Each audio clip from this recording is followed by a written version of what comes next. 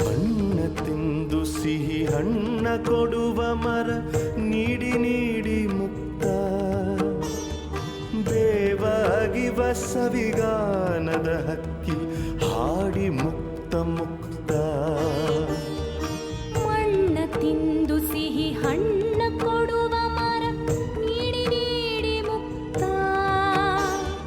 ಬೇವಾಗಿವ ಸವಿಗಾನದ ಹಕ್ಕಿ ಹಾಡಿ ಮುಕ್ತ ಮುಕ್ತ.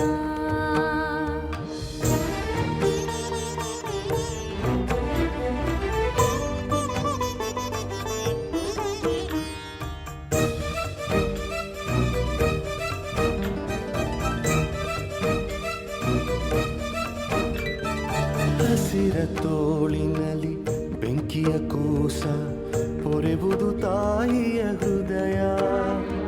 ಹಸಿರ ತೋಳಿನಲ್ಲಿ ಬೆಂಕಿಯ ಕೂಸ ಪೊರೆವುದು ತಾಯಿಯ ಹೃದಯ. ಮರೆಯುವುದುಂಟೆ ನಮಸ್ಕಾರ. ಇಂದು ವಿಶ್ವ ಪುಸ್ತಕ ದಿನ.